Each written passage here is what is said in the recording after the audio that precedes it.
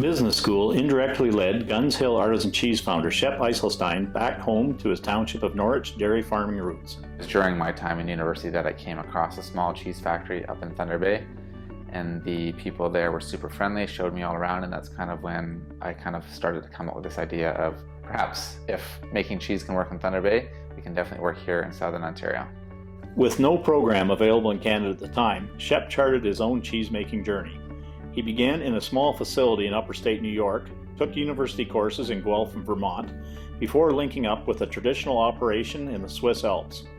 He and the head cheesemaker milked a 30-member herd morning and night, June through September, making cheese in a copper vat over a fire during the day.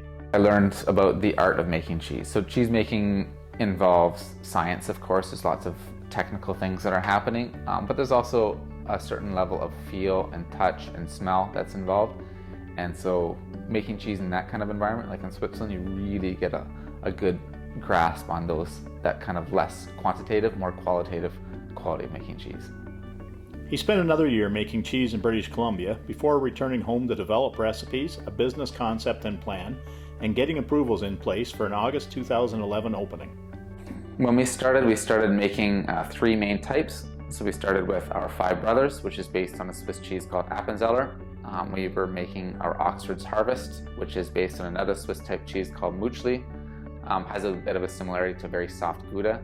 And then we were making our Hendek. Hendek is a very firm cheese, typical of the style of cheese that I was making where I worked in Switzerland.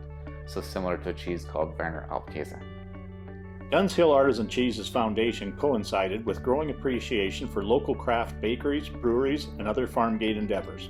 We kind of are in that group of all these smaller scale food producers, food and drink producers that are just more focused on making something that tastes good rather than something that's just as cheap as can be. We were very fortunate. At the very beginning, we're just kind of this tiny little startup, but within a little bit of time, we won an award for our Five Brothers at the Canadian Cheese Grand Prix, which at that point in time was the most prestigious award in Canada. And so that quickly brought us from being this small little upstart to a company that actually had a bit of reputation.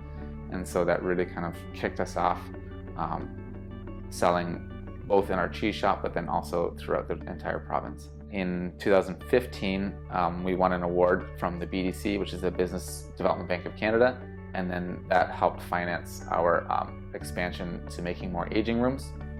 So we built 3 new aging rooms so that we could keep more cheeses for longer periods of time, and then that kind of brought us to where we are today. Gunn's Hill currently offers 6 main types of cheese with in total 16 variations, including flavor-enhanced options with garlic and chives, local stout, wine, or coffee from a Woodstock-based roastery. A lot of our cheese we sell actually in Oxford County and in our area, and so we really appreciate this support from local people. In the end, those are our biggest group of customers, just the people around us. During COVID, things changed, of course, just like they did for everybody else. We were fortunate to be in an industry that we didn't really have to worry about stopping what we were doing, just because we're in the food business. It was just kind of, our sales kind of continued just like they would normally, it was just in different areas. And we also got into the thing of online selling, which we had never done before. A lot of different places did that, and then that's kind of turned out fairly good for us as well. A lot of what we do too is just through word of mouth, and word of mouth, a big part of that is through social media. And so my partner Colleen, she's a big part of that, where she just has a very good ability at engaging our customers. We are using about 90 to 95% of the milk that's produced on our family's farm. There's 7 of us that work here full-time, a few more part-time. We don't have this big desire to become huge and something that we're not.